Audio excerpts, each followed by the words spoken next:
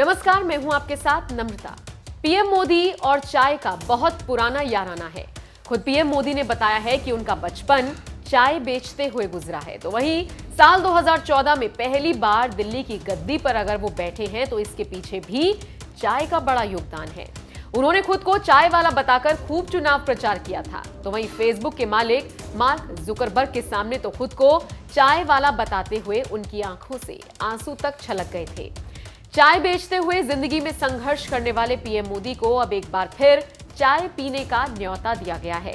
ये न्योता भी किसी और ने नहीं बल्कि मशहूर पंजाबी गायक दलेर मेहंदी ने दिया है, जो खुद बीजेपी नेताओं के साथ कोलकाता के मशहूर ढाबे में चाय की चुस्कियां ले चुके हैं। दरअसल बंगाल में इस वक्त जबरदस्त चुनावी माहौल चल रहा है। अभी कुछ ही दिन पहले खुद पीएम मोदी भी बंगाल में चुनावी रैली कर चुके हैं। तो वहीं बीजेपी के कई नेता पहले से ही बंगाल में जबरदस्त चुनाव प्रचार कर रहे हैं। यहां तक कि दिल्ली से कपिल मिश्रा और तेजिंदर पाल सिंह बग्गा की जोड़ी भी बंगाल में डेरा डाल चुकी है। जबकि बंगाल बीजेपी प्रभारी कैलाश विजयवर्गीय तो पहले से ही चुनावी मोर्चा संभाले हुए हैं। ये सभी नेता मंगलवार की देर रात कोलकाता के एक ढाबे पर रुके, जहां उन्होंने बीजेपी नेता और मशहूर पंजाबी गायक दलेर मेहंदी के साथ चाय पर चुनावी चर्चा की।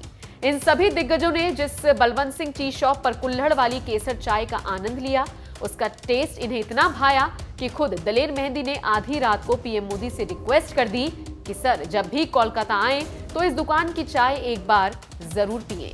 गुरुद्वारा संत कुटिया के पास 1926 से ही स्थित इस ढाबे पर बनी चाय की खूबियां बताते हुए दलेर मेहंदी ने क्या कुछ कहा, आइए आपको सुनाते हैं।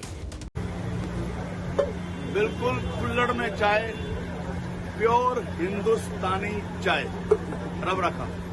हमारे प्यारे, बहुत ही सबके चहेते आदरणीय पीएम मोदी साहब, मोदी जी, आपसे गुजारिश है कि आप जब भी कलकत्ता आओ, ये 1926 में ये बलवंत सिंह टी स्टॉल जो है गुरुद्वारा संत कुटिया, बहुत ऐतिहासिक जगह है। 1926 में एक चाय की दुकान शुरू हुई थी। ये चाय को डॉक्टर भी रेकमेंड करते हैं, ना ये हार्ट को प्रॉब्लम करती है, ना सेहत को, ना बीपी को कुछ करती है। बहुत अच्छी है और ये बहुत कमाल चाय यहाँ पे है। और ये मेरा सर गुजारिश है और ये आपसे कहते इस बात का दावा है कि इतनी अच्छी चाय है ये कि जब आप पिएंगे मंत्र मुग्ध हो जाएंगे। प्लीज वेलकम कलकत्ता संत कुटिया गुरुद्वारा बलवंत टी स्टॉल। ये हमारी तरफ से, उनके फैमिली की तरफ से आपको ये इनवाइट है और वेलकम है sir. Thank you so much. Daler Mehndi ने पीएम मोदी को ऐसे समय में चाय का न्योता दिया है जब बंगाल में चुनावी माहौल चरम पर है। ऐसे में आने वाले दिनों में पीएम मोदी बंगाल में कई रैलियां कर सकते हैं। लिहाजा अब देखना यह है कि क्या दलेर मेहंदी की ओर से मिले चाय के न्योते को पीएम मोदी स्वीकार करते हैं, क्योंकि बंगाल की चुनावी सरगर्मियों में चाय का तड़का मारने का ये उनके पास अच्छा मौका होगा, जिससे बंगाल के लोगों में एक बार फिर पीएम मोदी की चाय वाली छवि छा पाएगी। जब मां और चाय का किस्सा सुनाते हुए रो दिए PM Modi.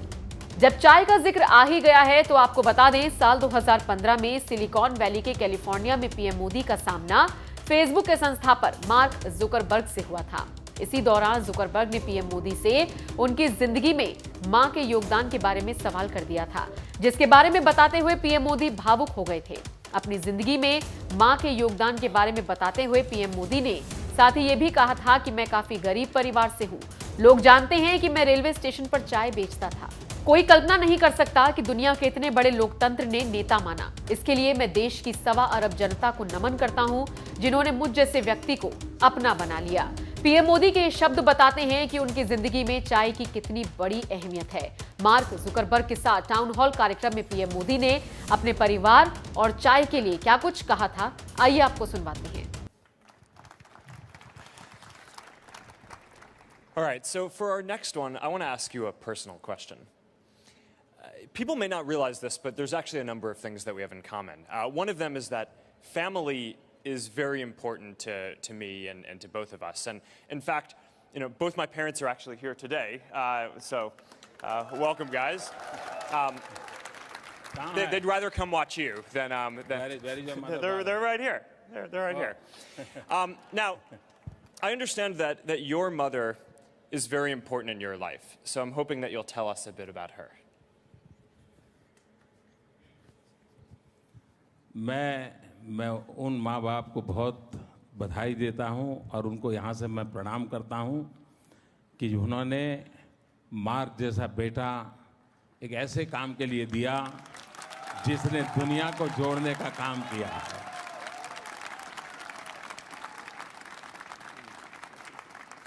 I request, will you please stand up? Would like to see you.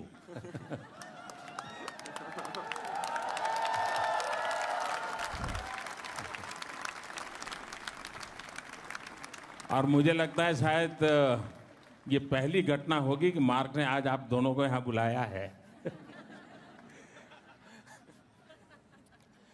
हर किसी के जीवन में, आप किसी भी व्यक्ति के जीवन में देखें, किसी भी की बायोग्राफी देखें, ऑटोबायोग्राफी देखें, दो चीजें हमेशा आती हैं कि मेरे जीवन में मेरे टीचर का क्या रोल रहा, मेरे जीवन में मेरी माता का रोल क्या रहा। हर एक के जीवन में आता है। मैं भी एक सामान्य परिवार से हूँ। मेरे जीवन में मेरे माँ बाप का बहुत बड़ा रोल रहा है। मैं बहुत गरीब परिवार से हूँ। आप जानते हैं, मैं रेलवे स्टेशन पे चाय बेचता था। कोई कल्पना नहीं कर सकता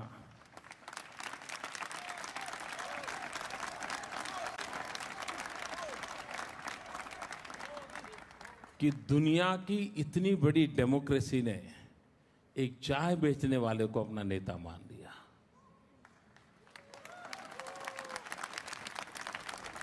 और इसलिए मैं सबसे पहले उन 125 करोड़ भारतवासियों को नमन करता हूं कि जिन्होंने मुझ जैसे सामान्य व्यक्ति को अपना बना लिया।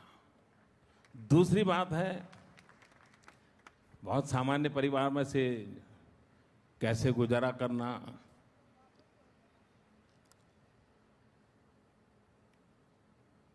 हमारे पिताजी तो रहे नहीं है।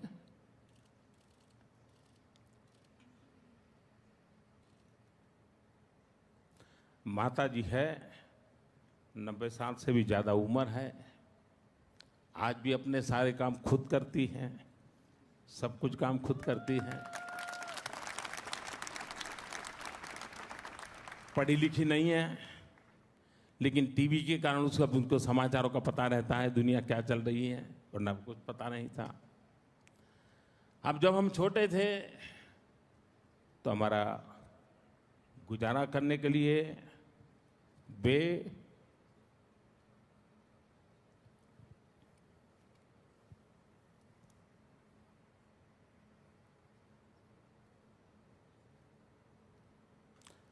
अड़ोस पड़ोस के घरों में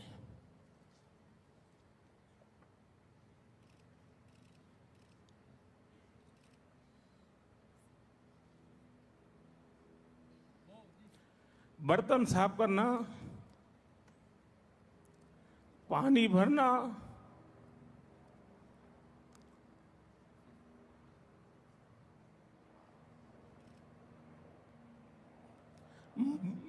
मजदूरी कर रहा,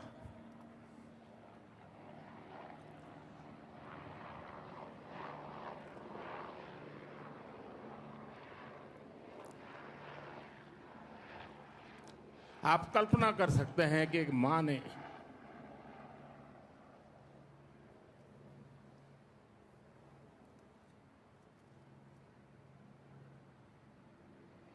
अपने बच्चों को बड़ा करने के लिए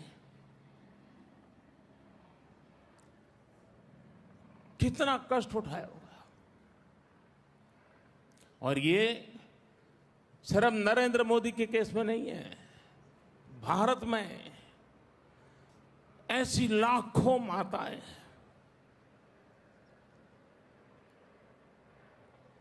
जिन्होंने अपने बच्चों के सपनों के लिए अपना पूरा जीवन आहूत कर दिया है।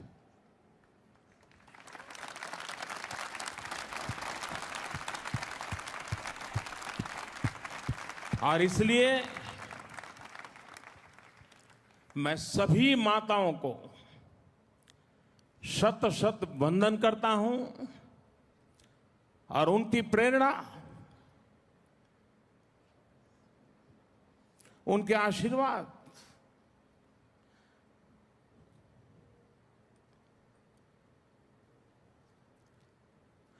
न हमें शक्ति दे पर हमें सही रास्ते पर रखे।